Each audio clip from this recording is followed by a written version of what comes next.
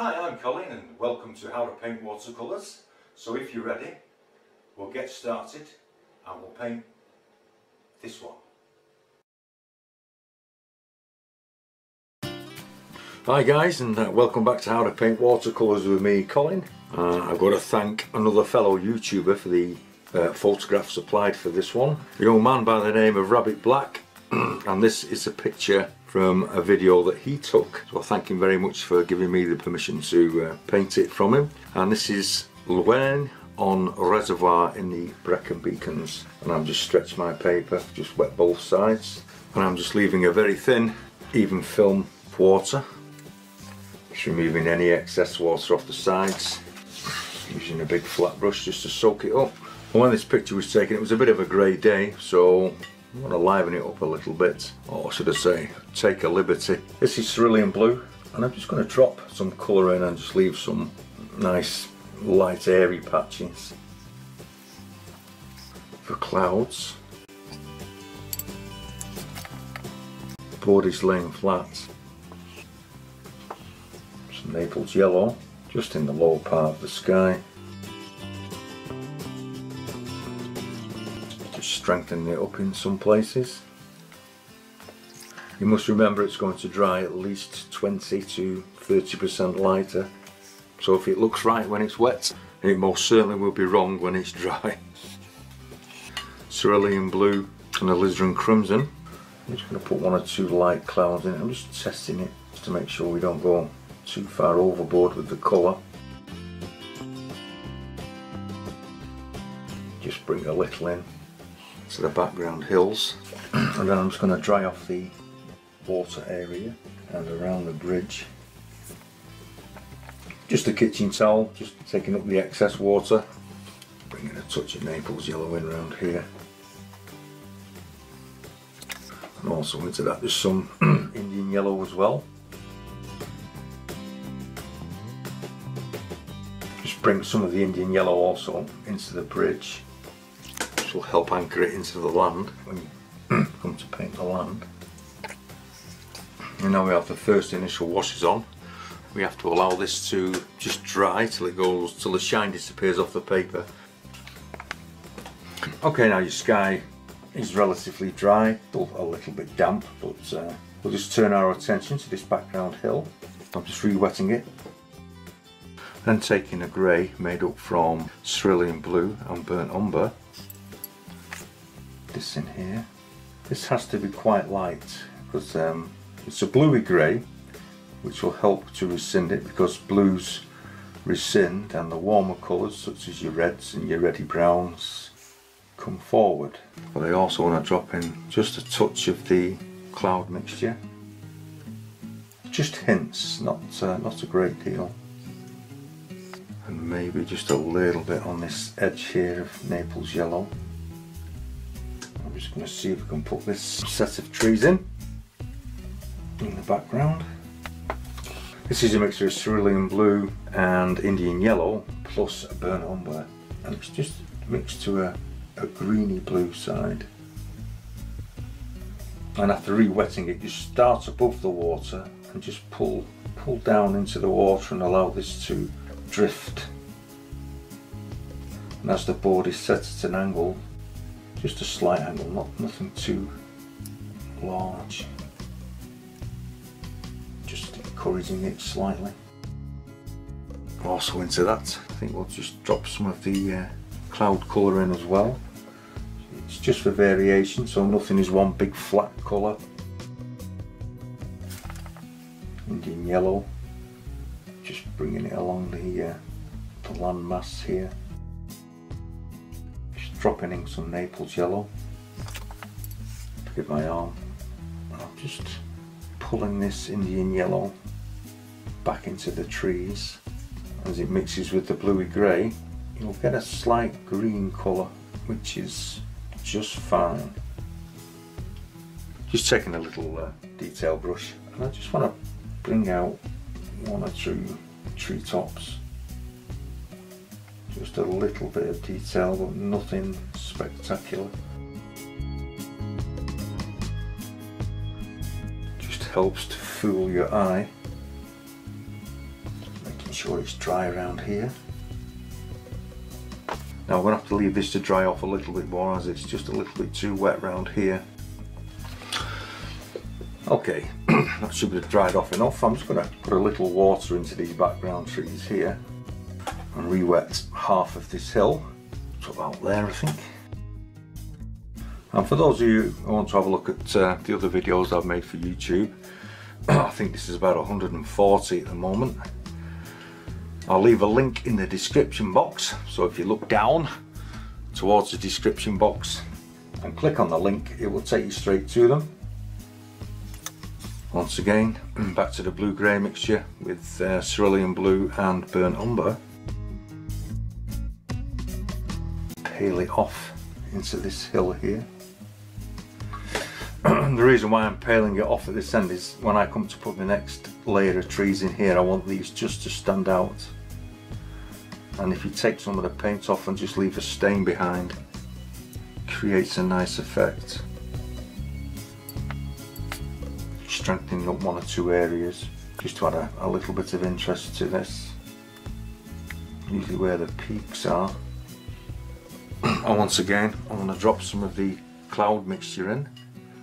Cerulean blue and alizarin crimson. I want to put some in along the bottom here, just to mimic a tree line. I'm just going to re-wet the old bridge area. Strengthen the Naples yellow up on this side. Some of the bluey grey, cerulean blue, burnt umber, some of the cloud colour. This is a great way to paint. You just drop colour in, it just looks great. Some of the green-grey mixture from your trees. There's always a bit of green in the water in a bridge next to the water. Just remove any excess build-up off the bottom. With a damp brush it will soak any excess up. And I think I'd like a spot of yellow in that as well. So this is just a little bit of Indian yellow. Once more back to the grey.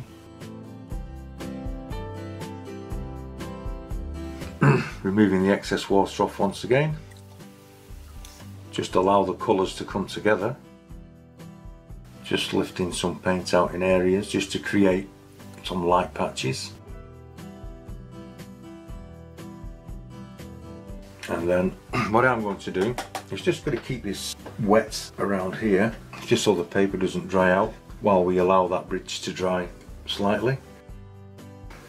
And we're just allowing the second hill here, the other half of this hill, to dry out, and then we can put some trees in it. So we're just once again just allowing this to dry off slightly. Okay, the background hill here has just dried out a little bit, but what I also want to do while this is still slightly damp is introduce a warmer green to it, which is made from cobalt blue and Indian yellow with a touch of burnt umber. And as this has dried out, you have a little bit more control, and we're just gently adding colour, bringing it slightly greener towards the bottom, as this will be closer to the water. I don't want to put too much in. I think that will do that. Then once again just re-wetting this background hill, and then once again with your grey-green colour, just checking it for strength. I don't want this to be too strong, so I'm going to add a little bit of water to it. And if you want to see this painted in oil paint by Rabbitblack on his YouTube channel, I'll leave a link in the description box, and if you click on that it'll take you to him,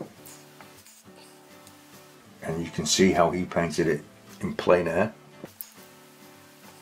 painted in oils. As you can see, I'm just putting paint on and then just stroking it down. And as it dries, this will leave some variation. Just taking a little off the bottom, and then we're going to leave this to dry. Once the bridge is basically dry, I'm going to mix up some Prussian blue with some French ultramarine and burnt umber, and we're just going to darken the shadow on the inside of the bridge. And I'm just doing a raggedy edge where it meets the stone on the top. Maybe a little bit here. It doesn't make everything look uniformly straight then. It's a little bit of character to the stonework. And like I say, if you go and have a look at Mr. Rabbitblack's version, I will leave a link in the description box and that will take you straight to him. I have simplified the water. I've left out stones because I'm just concentrating really on the bridge, and I have moved the bridge forward from the original reference material. And taking a detail brush, we can start to put some stonework in.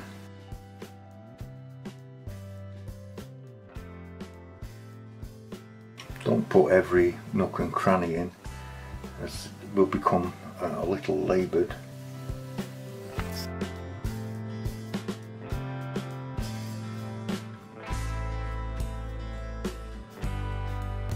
And I'm actually going to stop it there. I think that's enough. Then with some clean water, just going to re-wet this right hand side. In the original painting, as this bridge is further back, there's some rocks and bushes on this side, but I've cut them out just to simplify it. I think at the same time we'll do this piece here, and with some of the warmer green, just gonna put some of this in. Same on this side. I think while we're here we'll do this middle bit as well.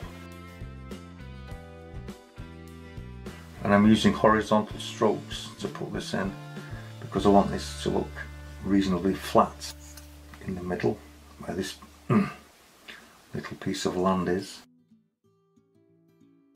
just to strengthen it up in some areas, just to give it a little bit of variation. Just moving on to my second green, which is a darker colour. Just going to sprinkle this in some areas, just removing any excess build up. Take a little paint out here, and along this bottom line here some Naples yellow. Just drop some in here as well. And with the Naples yellow being opaque and heavier, it will push the other colour out of the way. And with some burnt umber, just run the edges in. Just use my arm. Just gently pulling it back into the land and giving the shape of the land with the stroke of your brush. Then with your mixture of French ultramarine, Prussian blue and burnt umber, we're just going to add a little bit of this in at the end, just to darken it slightly. So again, just pulling a little bit back of it into the fall of land, allowing some of the burnt umber to show through.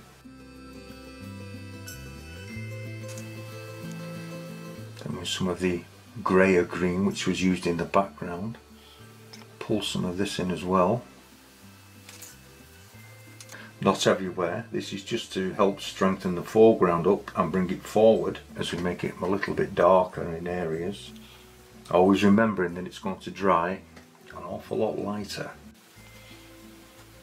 so you must be mindful of that when you come to do your foreground, or any area really. And I just want to soften some of these edges in, soften the top of that off, and just allow that to mingle upwards. Okay, and then we're going to let this dry. Now it's all dry, I was going to come around with some cerulean blue and just wash it on these rocks here. And then into that with some of the grey, cerulean blue and burnt umber. Drop some of this in. I've laid the board flat for this. And then I also want to drop in some of the cloud colour, cerulean blue and alizarin crimson. Just pull it into the grass.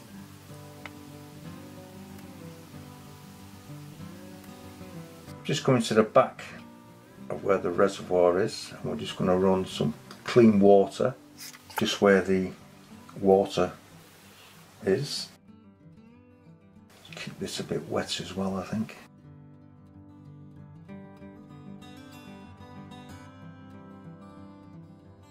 Taking some cobalt blue, all horizontal strokes. Also some of your cloud colour. Then some of your grey-green, cerulean blue burnt umber with just a hint of Indian yellow, and we'll just hint at a reflection. Nothing major. Cobalt blue once again, it's a little strong. Just move it about.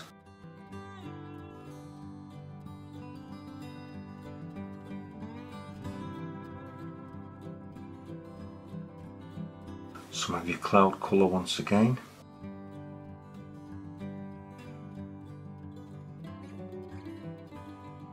Then with some of your warmer green, just try that. Just drop some of this in. Strengthen it up as we go, just checking its strength. Taking some of your darker green, cobalt blue, Indian yellow and burnt umber. And really some of your grey green.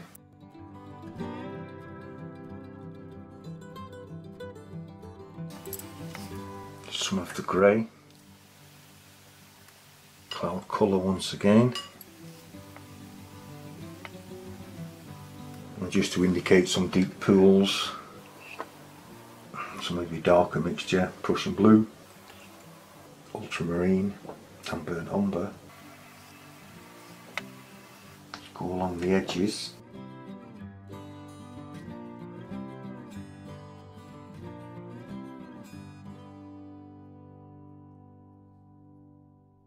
This is your grey green once again. Just a little drop of your Indian yellow. Taking a damp brush, and I'm just going to take some of the paint off the tops of these rocks.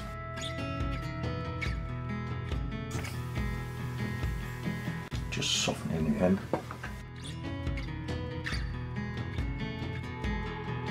Just adding a little paint at a time, just not too much. And I think, other than a deep pool here, I think that will do. I think we'll allow that to dry. I'm just going to add something into it that actually isn't there on the original photograph, but I'm just taking the liberty. And I actually want to put some, just a bush in here, relatively small, as there's very little on this left hand side, and I want to be able to pull your eye into round about here. So I'm just going to enclose the bridge with a bush or two. That's just burnt sienna, straightforward. This is the dark mixture that we made up. French ultramarine, Prussian blue, burnt umber. And I'm just using a quite fine detail brush for this. I'll have a little one here as well. Taking a damp brush and just soften the bottoms of these in, just to attach them to the ground. Damp brush. Some of your warm green, and we're just going to put some foliage on.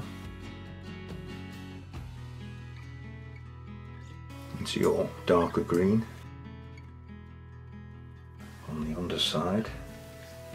Just to finish it off, some of your rich dark mixture. And also I think we'll just introduce a little bit of red. Try not to make this too overpowering. Just check its strength. I think we'll have a figure in here crossing the bridge to determine how tall he's going to be, or she. I think that'd be about right. Maybe he's a backpacker. Darken his backpack there. It's always nice if you can sneak a bit of red in, it helps pull the eye in. I think we'll give him a friend. You can make these any colour you want to. And shall we make him his daughter? I think, or his son. We'll make him a little bit, maybe his dad's taking him out or her out. Darken the trousers off. Holding hands. I just want to put some cracks in on these rocks here. Just using some of your dark mixture.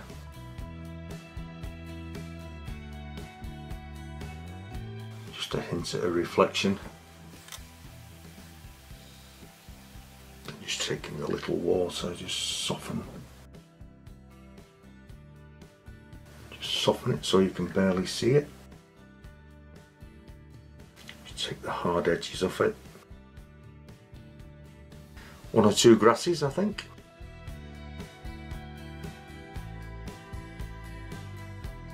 Soften that in. Okay, now I have to leave all this to dry completely and then we can finish it off. Okay, everything's dry now, so what I'm going to do, I'm just going to put some wind streaks in, and I'm just using again an old card and a craft knife. That's all you need. It just helps to add some movement into the water.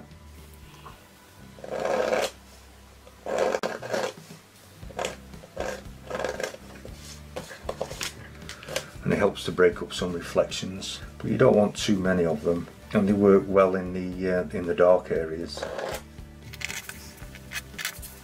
break up that reflection.